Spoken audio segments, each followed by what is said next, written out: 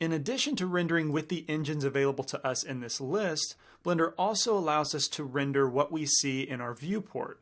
Because this too is a type of rendering engine, except it's very streamlined for real-time application, which is why we can quickly orbit around our viewport while still seeing a simplified version of shading and shadowing.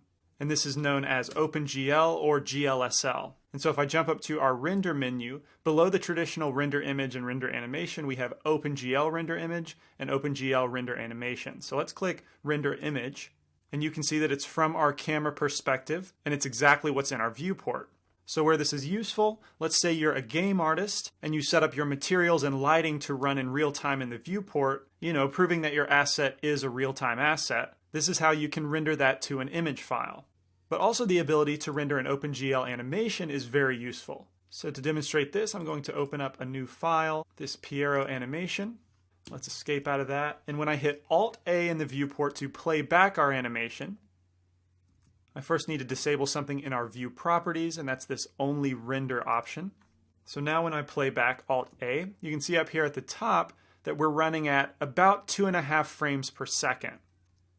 And so as an animator, this is no good because I want to see the playback in real time to evaluate my timing.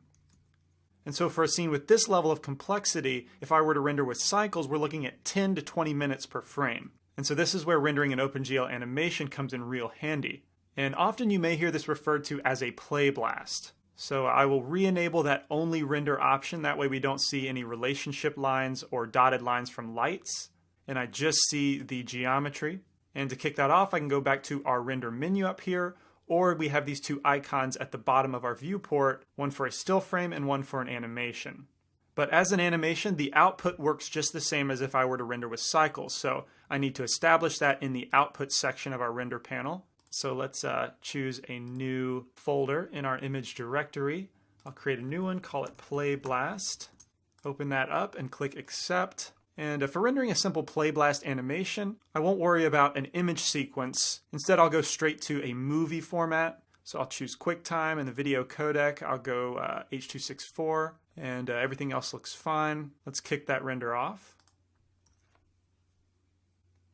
There we go, and since it's just the viewport, it renders really quickly. And if I jump over to my Finder window and open that Play Blast folder, we can watch our animation play back in real time.